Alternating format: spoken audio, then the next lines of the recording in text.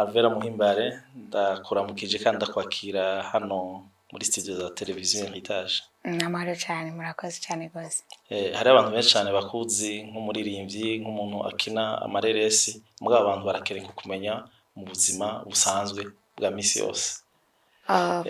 Twagomba rero tukubaze ibibazo bimwe bimwe biza gufasha bariko baradukurikirana kugira ngo bashobore kumenya mu buzima bwa misi yose. Akabazo ka mbere nashaka kukubaza, mbega iyo Alvella avyutse mu gatondo ahera kuki, ahera gukora iki? Ikintu ca mbere mvyutse nkora iyo mvyutse mu gitondo ndasenga. Ego. Ayo masengesho amara umwanya ungana gute? N'amasengesho make kubera ko ari amasengesho yo gushima. Ego. Nturirimba utazira Imana muri uwo mwanya? Ubundi umunsi wanje ndawusengera saa sita y'ijoro, sindawusengera mu gitondo. Ni nayo masaha ndirimbamo kuko mba nshima Imana avuga ngo wakoze ko wanyirije amahoro, ntango umunsi mushasha.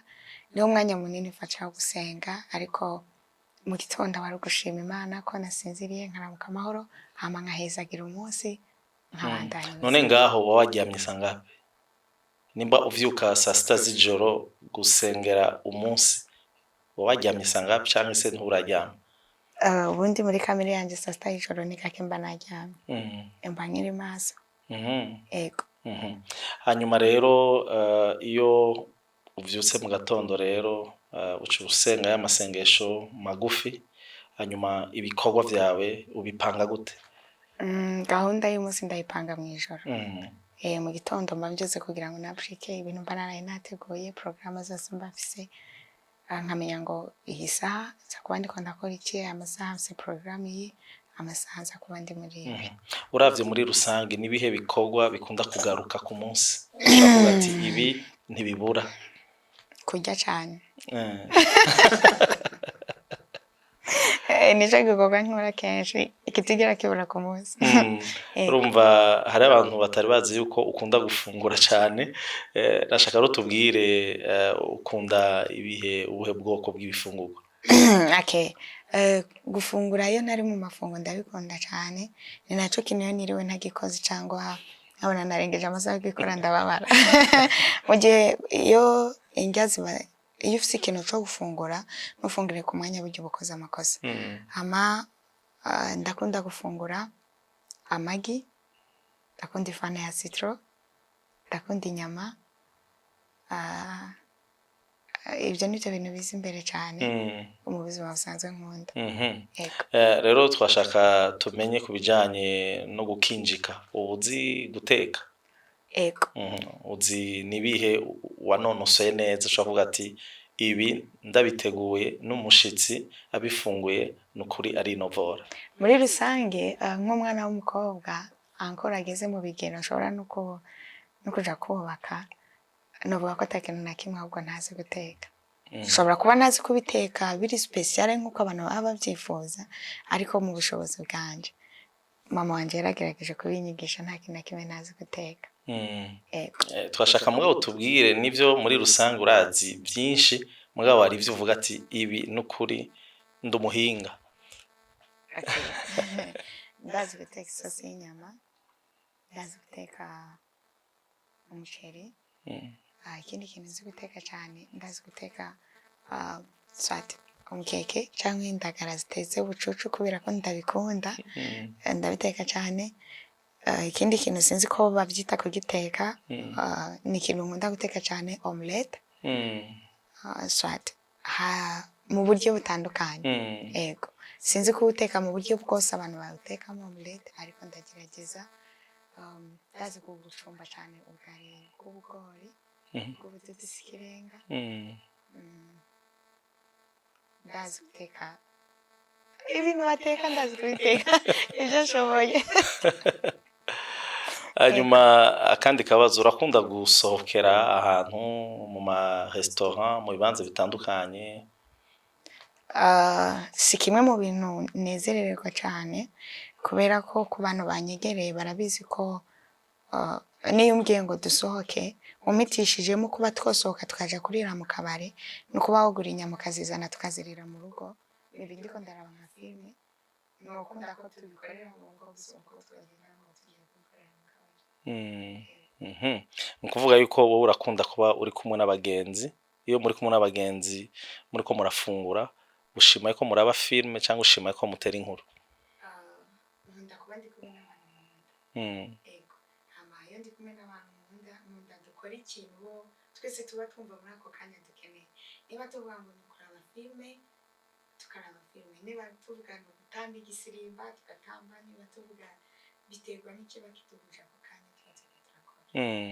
Hanyuma ni ikihe kintu wewe woba ukunda gukora muri abantu batari bazi? Ikintu nkunda gukora abantu batazi. Ndakunda siporo. Iyo mbonye akanya ndayikora. Siporo yihe? Kenshi ndaja muri gym. Kubera ntashoboye kwiruka mu ibarabara kare naraje mu ibarabara nkiruka, iyo binkundiye ndakunda gukora siporo. Hanyuma iyo uri muri gym urafise umucoach, urafise umumenyereza? Jewe ubwanje ndi umucoach. Ego. Kubera iyo kenshi ngiye muri gym mba naravye amasiporo kuri YouTube, iyo ibintu nkenera gukora kubera jinja muri siporo mfise ibintu ngiye gukorerayo. Si ibintu byose ngo abandi bariko baragira cyangwa babigirana, bafise ikintu kinjanye gituma ngenda muri gym, bafise amasiporo rero baragiye nkahanze nkeneye gukora ndagenda nkayakora, ariko kimwe mu bintu nigera mbura ni ukuja kuri tapi nkamara iminota 30 ndiko ndiruka. Hanyuma ni akahe kamaro ka siporo kuri wewe? Icambere bituma ngira amagara meza, umubiri wanje iyo nkora siporo numva umubiri wanje umeze neza. Ikindi ca kabiri, kenshi mbona natangiye kugira forme nakunda, ndashaka amasiporo atuma cyane abakobwa urabizi ko tutikunda, iyo tubona hano imbere hariko haregera cyane. Uragerageza gukora siporo kugira ngo ugume kuri taye kunda.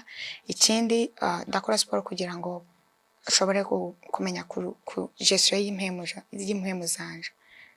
Ni ikintu gikomeye cyane ku murirenzi, kumenya kujera impemu zawe, ntubu umuntu ahuzagurika cyane, ukamenya uburyo ushobora kujera impemu zawe, abdominal ibiki, n'ibyo bitatu muri rusange bituma nkora siporo. Reka tusubire mu buzima bw'imuhira. Mbega muhira niwe wimesera impuzu canke n'abakozi bazimesa? Iyo mfise akanya ndabikora, iyo ntakafise nkarondera abamfasha. Ego. Hanyuma isuku ryo mu nzu urarikora canke n'abakozi barikora? Kenshi ndakunda ndavyikorere kubera nibwo mba numva ndabikoze uko ndabishaka, ariko iyo ntabishoboye ntabwo ndareka bakamfasha. Ego. Hanyuma ku bijanye no kwiyunguruza, Alvella akunda kwiyunguruza muri bya bita transport en commun, kuja hamwe mu mabisi ugatonda umurongo canke ukinjira muri bisi, canke ukunda kuba uri muri voiture, umuduga wigenga? Nta muntu n'umwe yokunda gutonda muri bisi kuja ku murongo, uburyo bumwemereye kuba yofata taxi cyangwa akaba afise déplacement yiwe. Rero kimwe muri ivyo iyo kinshobokeye nico nkora. Urabizi ko umuntu ashobora kuvyuka uyu munsi ugasanga haruse 30,000, ejo ukavyuka ufise 100,000, ejo ukavyuka ufise amafaranga 1,000 mu mufuka. Iyo mfise ubushobozi bwo kugenda mu modoka, afise uburyo bwo ndideplacer personnellement. Hama iyo bisaba ko mfata taxi ngafata taxi, igihe bimfasabye gutonda bisi nkayurira, byose n'ubuzima busanzwe nta kibazo. Tubandanye dusubira inyuma gato. Mu buzima bwawe ukiri muto, ni kihe kintu uba warakoze n'ubu ucibuka? Ciza. Dufate ciza. Ikintu noba narakoze nibuka, canke ikintu coba carakubayeko mugabo ciza wibuka utazopfa wibagiye mu buzima bwanje. Ni ukuvuga ngo ikintu ciza cambayeho mu buzima bwanje nkiri muto kugeza nkwiza imyaka 14, ni igihe cyose nabayeho ndi kumwe na papa wanje. Ego. Nico kintu ca mbere ciza kimaze kumbaho mu buzima bwanje maze kubona. Igihe cyose nabayeho kuva nkiri muto nciye ubwenge kugeza umunsi wa nyuma sezera papa wanje, suko n'ubu nishimye, ariko kiri mu bihe byiza nabayeho numva ndi umuntu anezerewe cyane. Ego. Reka rero tugende gato tuvuge ku buzima bwawe bw'umuziki. Mbega ukiri muto nabahe baririmvyi bakunda kumviriza cyane? Nkiri muto canke ugitangura kuririmba ni bandi wakunda kurabirako akarorero? nkiri muto byari bigoye kumenya abaririmbyi nkunda kumviriza kubera ko twumviriza abaririmbyi papa yatuzaniye twumviriza amakorale yo muri Tanzania yo mu Rwanda ariho nka korali muwe yarigezweho ariho korali Rehoboth niyo makorali papa yakunda kuzana hariho Theogene bose babireba ibyo bintu je sinari interese nabyo abona ko ndakora amafilme cyane iyo nagira amahirwe papa akaba atari muhira kenshi nabandi ko ndaraba filme twaraniyuba nkaje no kuziraba hanze iyo naba mbona ko mfite amahirwe yuko papa atashobora kuza kundondera nico kintu nakunda kuraba kenshi ariko maze gukura nkumva nanje ndakunze kuba no kumviriza ibintu bijanye no kuririmba nari mfite umuririmbyi umwe nakunda cyane kenshi ndibuka kuva niga muri interna muri naki Gitega yari Israel Mbonyi ego ni nawe umuntu ugiye kuraba muri telefone yanje kenshi nkunda kumviriza cyane ariko ubu byaragutse ndakurikirana Israel Mbonyi ndakurikirana Ada Ehi ndakurikirana Solomon Lange aho sinaba Nigeria hari undi nkunda yitwa wo muri Tanzania anifundishe kunyamaza anda Marta Mwaipaja nawe ndakunda kumukurikirana barahari benshi kubera ko umuririmbyi mwiza so wikunda umuririmbyi mwiza nuwumviriza abandi ngo bimuha idea kumenya ngo nanje ndirimbe gute muri abo baririmbyi bose ninde wifuza kugira collabo nawe mugafashanya kuririmba bose ndabashaka ego wihuta cyane wumva ati hamwe noronka amahirwe uyu niwe noherako ninamuronka nzobabwira ariko arahari nukuri ukimbaza ico kibazo umutima wanje wahisumbira ngo ni runaka ego mugabo twumvise benshi usanzwe ukunda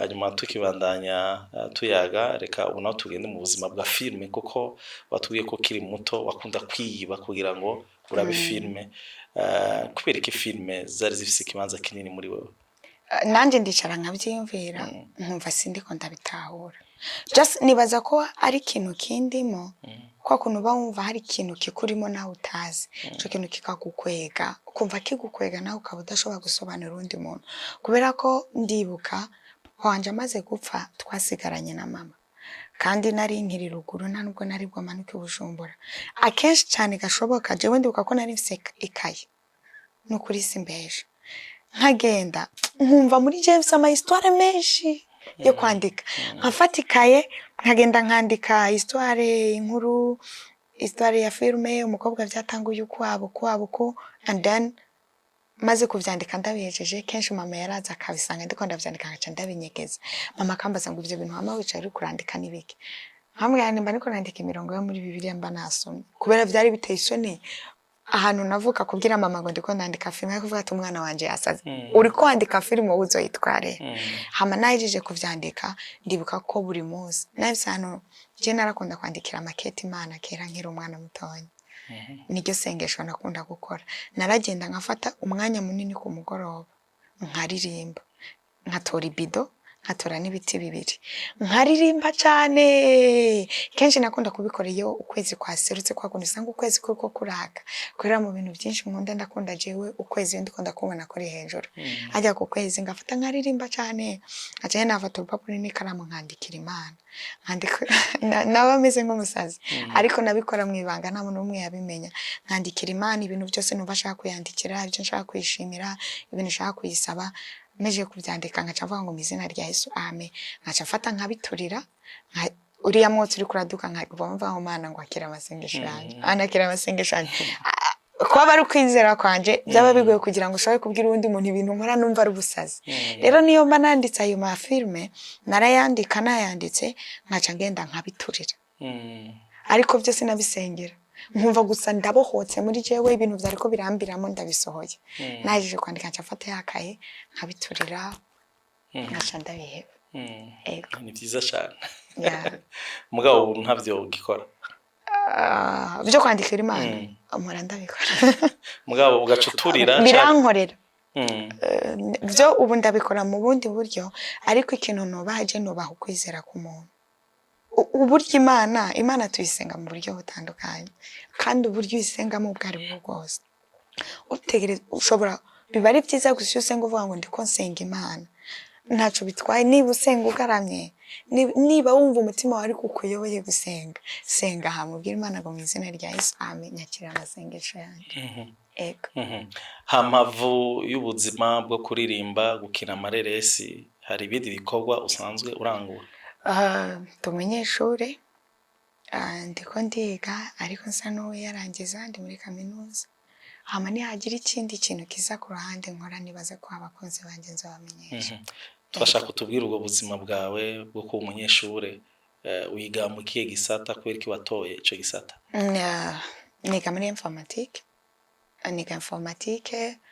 niga kuri Sagesse Université Sagesse impamvu natoye kwiga informatique ni kubera ubundi no muri secondaire niyo nari numva nifuza kwiga nagiye muri ETS ariyo nkeneye kwiga nsanga igisata caruzuye kandi ishure nari narironse camba oblige yo kwiga electromechanique kandi si ibintu nari numva nkunda cyane ndavuga nti ndamutse ndose amahirwe muri université nzoja kwiga informatique kuko uravye isi tugezemo uyu munsi ni ibintu ndiko ndiga ndabona ko ari ahantu bishobora kunshikana ego reka tuganire ku kindi gice kigize ubuzima bw'umuntu n'imigenderanire mbega Alvella yoba afise umukunzi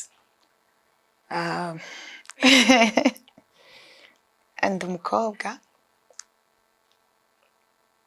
kandi nzokubaka burya rero abakobwa gora tuzi imbere y'amakamera tuvuga ngo dufise abakunzi gace usanga umaze umwaka umwe imyaka ibiri nta kintu arabwira abantu biba bikomeye abo numva iciza ariko nozoza umunsi umwe nkabwira abantu ati buriya se mfise umukunzi ahubwo mfise mariage mushobora kunterera ego urumva rero ubu twofata yuko mu buzima bwawe kumbure umukunzi yoba hari mugabo uzotubwira igihe cha mariage kigeze ico ni ikintu kimwe mu bintu ntakunda kuvuga ko cyane ego tukiri ngaho nyene mu bijanye n'urukundo hagati y'imisore n'inkumi kuri wewe wibaza yuko umusore mwiza ageze kubaka nibihe bintu bikwiye kuranga ubuzima bwiwe byaracanganye muri kino gihe ku buryo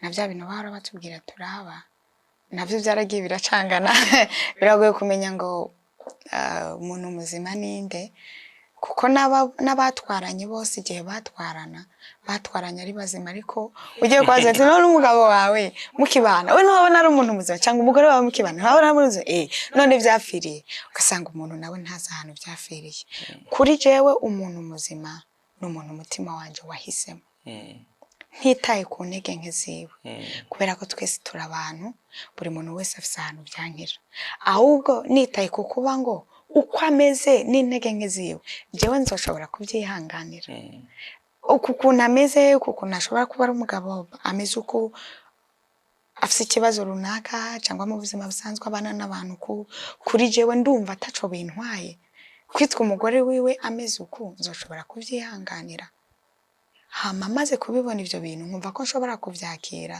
ikindi nkumva ko ndamukunda ku buryo nibindi byose azompereza mu nyuma nzokomeza kuba umugore wewe atari uko bitazoba bimbangamiye kandi atari uko atarundi ruhande ashobora kuba ari mwiza ahubwo ari uko mvuga ngo n'igihe azohinduka jewe ndi umukobwa afise amafi kandi nizerera mu Mana nzogenda afukame mbwira Imana ibibazo byanje Imana izonyubakira jewe sinizerera mu kuba nzoba nagiye kuraba umusore arara mu masengesho iminsi 3 cyangwa mu kuba naravye umuhungu yigisha muri eglise uko duse n'abapasteri bagize ama divorce sinizerera mu kuba nzoba nagiye gukubita amakarikire menshi cyane nta mwana w'umuntu wo kwigango nguheza ariko hari ibintu bimwe ushobora kuraba aho ugeze amaso ukabiraba ukabanga aho ugeze amaso Mana narazi ndi umwana wawe ndahisemo ariko niba ubona hano hatambiriye mfasha hano ndahafi nta formule y'urugo rwizubaho nta na formule y'umukobwa mwiza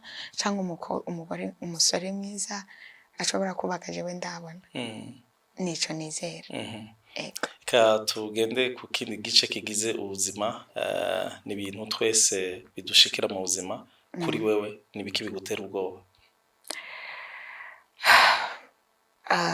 Mu buzima busanzwe ikintu ca mbere kintera ubwoba ni ukuri simbeje, ndagira ubwoba iyo niyumviriye umunsi nzopfirako.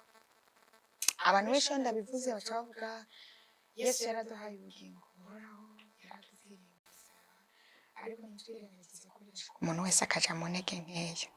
Aba ngo ibaza umunsi vyoshika urupfu, umunsi Imana yateguriye ko nzopfirako, uwo munsi ukagera ndi mu ntege nkeya, ukagira narasubiye inyuma.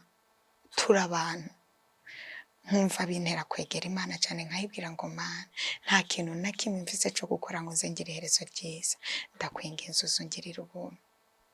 None ikindi kintu ca kabiri kintera ubwoba muri buno buzima, kandi nzi neza ko kizoba, umunsi nzobura mama wanje.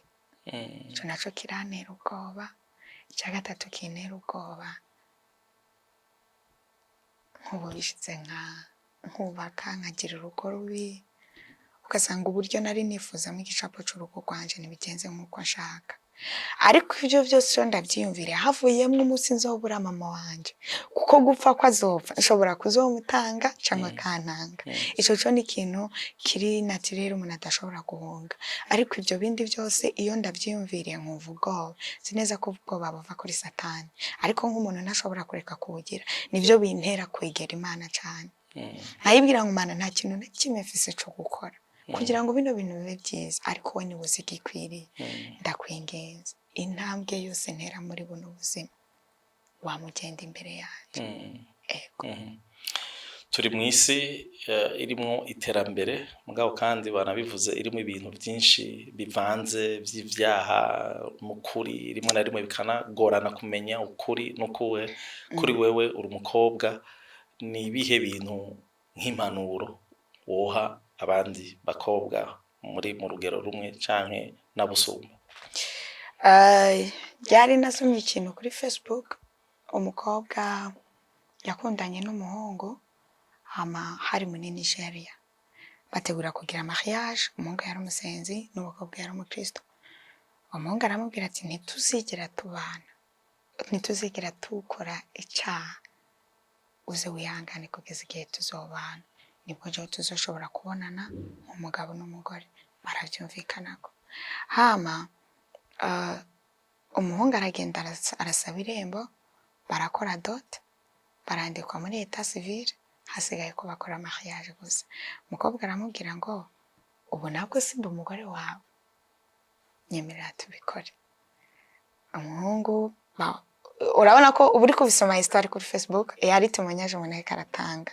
Mugara avuga ko yabisabiye uruhusha umukobwa. Aramubwira maybe ko umuhungu harageze igihe aramwemerera, amubwira ngo turashobora kubikora nta kibazo.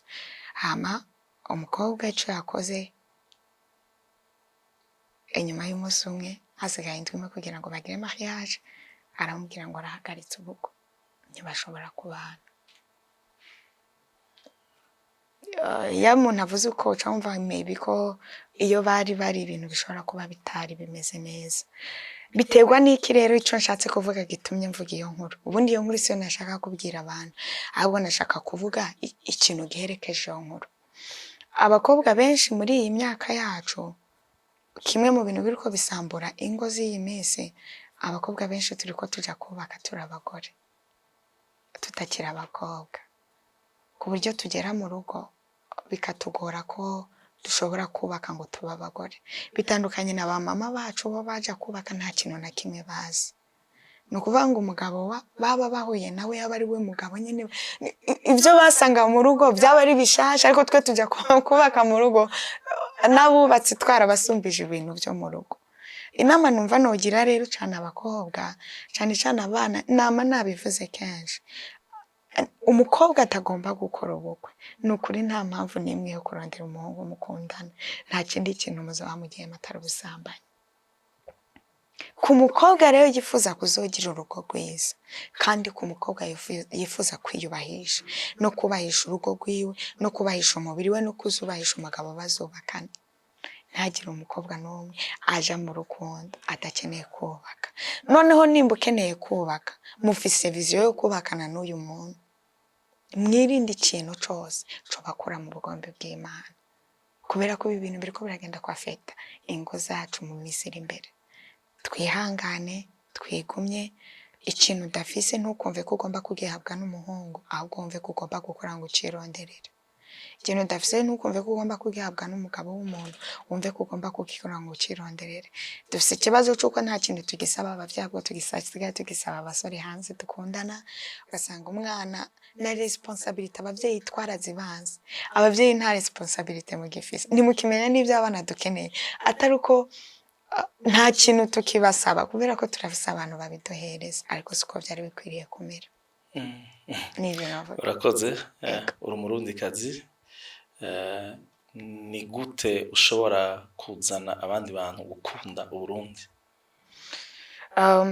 Ikintu ca mbere yuko nzana abantu gukunda Uburundi, twebwe ubwacu tumaze tubukunde. Tumaze tubukunde nanje nihereko. Mbe proud ya buri kintu cyose gishobora kibera hano iwacu. Numve ngo Uburundi n'umuvyeyi, Uburundi n'igihugu canje, ibikirimwo byose, ibiri mu gihugu cy'u Burundi, byose ni ibyacu. Ndabikunde, cyambere nige kuvuga neza igihugu canje, nige guterera mu kintu cyose gikenewe kugira ngo igihugu gitere imbere. Ninagikunda, burya ikintu umuntu akunda n'umuntu ari hanze aranifuza no kumenya kubera ko uyu muntu akunda igihugu ciwe bigeza mu gihugu ciwe hari iki. Mbere yuko rero nuhamagarira abandi bantu kuza gukunda igihugu, ahubwo nuhamagarira abarundi bagenzi banje tumaze dukunda igihugu cacu, tukenezererwe, tucubake, n'abandi bazoza bazanye no kuba natwe ubwacu dukunda igihugu cacu tukivuga neza. Yego. Hanyuma nashaka turi ku musozo wa kino kiganiro cacu, imyaka umaze si myinshi kandi si na mike. Nibihe bintu uvuga bitatu ubuzima bwakwigishije?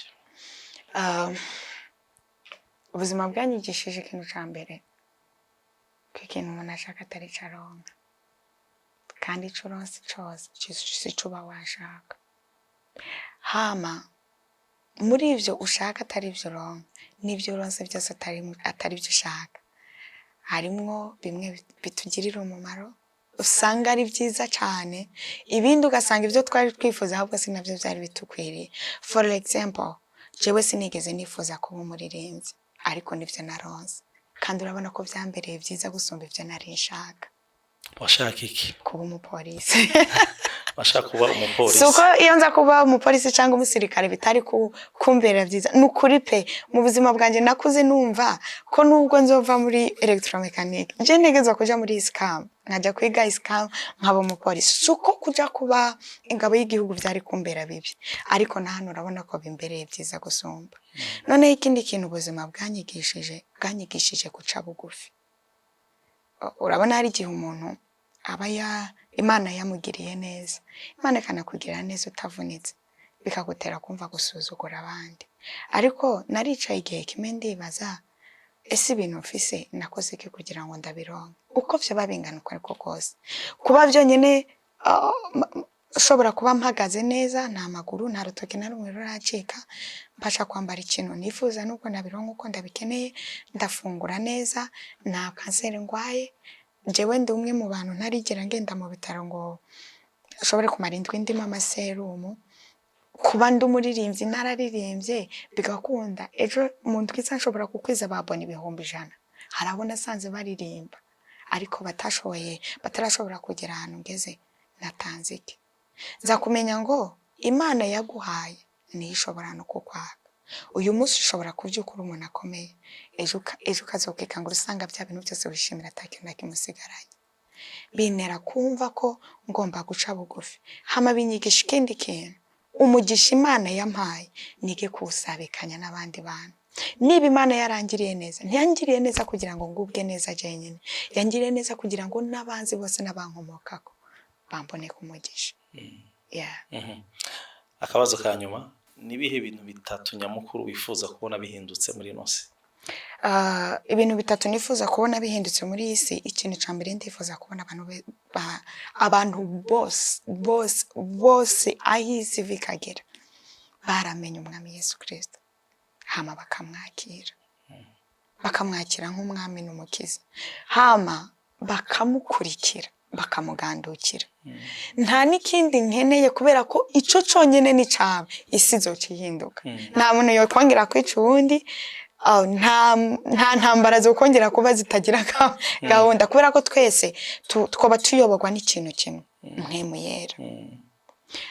Ico kintu kimaze kubaho, abantu bose bakamenya umwami Yesu Kristo, bakamwakira, bakemera kuyoborwa nawe, isi yo bihindutse paradiso. Imana guhezagire cyane. Amen. Wakoze kuduha ikiganiro. Namwe murakoze cyane.